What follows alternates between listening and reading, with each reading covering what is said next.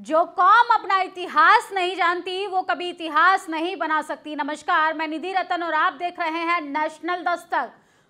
जननायक कर्पूरी ठाकुर को 100वीं जयंती पर केंद्र सरकार ने भारत रत्न देने का ऐलान कर दिया है। तमाम लोग जो 36 साल से लड़ाई लड़ रहे थे और मांग कर रहे थे कि जननायक कर्पूरी ठाकुर को भारत रत्न दिया जाए, फाइनली केंद्र सरकार ने ये बात सुन ली है और केंद्र सरकार ने ये ऐलान कर दिया है कि जननायक कर्पूरी ठाकुर को और बिहार के पूर्व मुख्यमंत्री को भारत रत्न दिया जाएगा। इसके साथ साथ बड़ी खबर भी आ रही है कि जननायक कर्पूरी ठाकुर के बाद अब मान्यवर काशीराम को भी भारत रत्न देने की मांग बड़ी तेजी से रफ्तार पकड़ चुकी है।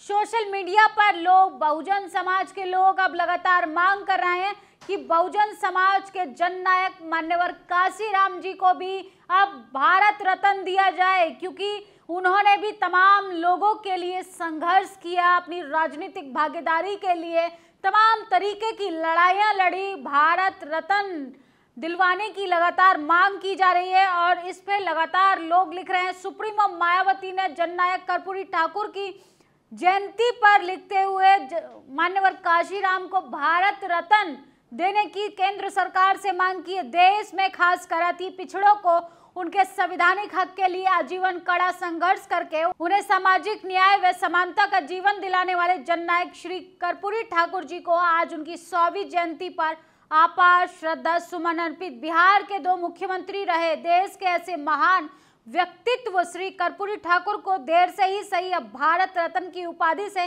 सम्मानित करने के लिए केंद्र सरकार के फैसले का स्वागत है। देश के सर्वोच्च नागरिक सम्मान के लिए उनके परिवार व सभी अनुयायी आदि को हार्दिक शुभकामनाएं। इसी प्रकार दलित एवं अन्य उपेक्षितों को आत्मसम्मान के साथ जीने, अपने पैरों पर खड़ा करने बीएसपी के जन्मदाता संपादक मान्यवर काशीराम जी का योगदान ऐतिहासिक है, जिन्होंने करोड़ों लोगों की चाहत अनुसार भारत रत्न की उपाधि देने का सम्मान जरूर होना चाहिए। बीएसपी सुप्रीमो मायावती ने जननायक कर्पूरी ठाकुर की जयंती पर तमाम देशवासियों को बधाई भी दी है। इसके साथ साथ मान्यवर काशीराम जी को भी भारत रत्न मिलना चाहिए ताकि बहुजन समाज के आत्मसम्मान और गौरव के लिए ये बात हो और उनके साथ डिग्निटी के साथ जो लगातार संघर्ष के साथ बहुसंख्यक लोगों की आवाज बने और उनकी राजनीतिक भागीदारी में बढ़ चढ़कर हिस्सेदारी दिलाने वाले मान्यवर काशीराम को भी भारत रत्न देने की मांग की जा रही है।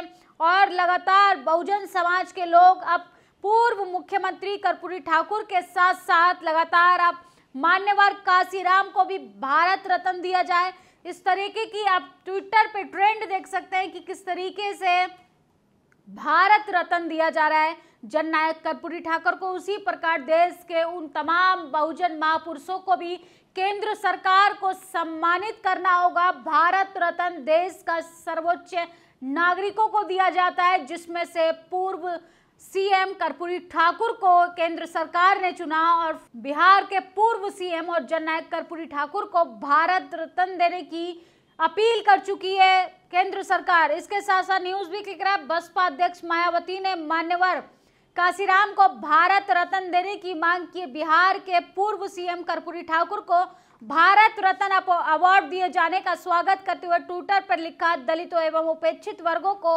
अपने पैरों पर खड़ा करने वाले मान्यवर काशीराम जी मिले हैं और उनको भी भारत रत्न मिलना चाहिए। ये बीएसपी सुप्रीमो मायावती जी का बड़ा ही सटीक और सरल शब्दों में मांग है सरकार से कि केंद्र सरकार को मान्यवर काशीराम को भारत रत्न देने पर भी विचार करना चाहिए, क्योंकि मान्यवर काशीराम ने उन तमाम लोगों के दिल और दिमाग में राजनीतिक रूप से अपनी भागीदारी और हिस्सेदारी की जो बात है उनके जहन में बढ़ चढ़कर बिठाई, जिससे वो अपने हक अधिकार के लिए लड़ पाए, बोल पाए और अपने फंडामेंटल राइट्स की रक्षा कर पाए। तो देश के उन तमाम लोगों को जिन्होंने अपना पूरा जीवन संघर्ष में और तमाम लोगों के हक अधिकारों को दिलाने में लगा दिया, ऐसे जननायकों को, ऐसे महामानवों को, ऐसे महापुरुषों को भारत रत्न मिलना जरूरी है।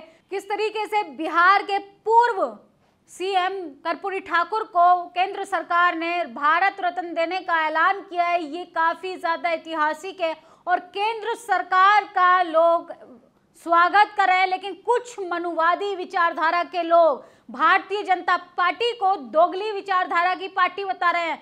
दोगली विचारधारा की पार्टी कहो या कुछ भी, लेकिन बहुजन समाज को हिस्सेदारी प्रत्येक सरकार के रहते हुए मिलनी चाहिए, क्योंकि बहुजन समाज लगातार अपने लिए संघर्ष कर रहा है और उस संघर्ष का रिजल्ट धीरे ही सही लेकिन मिलना शुरू हो चुका है। लगातार लोग सोशल मीडिया पर लिख रहे हैं कि बिहार के पूर्व मुख्यमंत्री जननायक कर्पूरी ठाकुर को भारत रत्न से सम्मानित करने के लिए मोदी सरकार का धन्यवाद। उनका जीवन और कार्य पिछड़े वर्गों के उत्थान का प्रतीक है। उनकी जयंती पर सत सत नमन। 100वीं जयंती से ठीक पहले जननायक कर्पूरी ठाकुर को भारत रत्न दिया जा रहा है। सोचिए, तमाम पिछड़े समाज के लिए, पिछड़े समाज की आवाज को बुलंद करने वाले कर्पूरी ठाकुर को आज 36 साल बाद उनको भारत रत्न देने जा रही है केंद्र सरकार।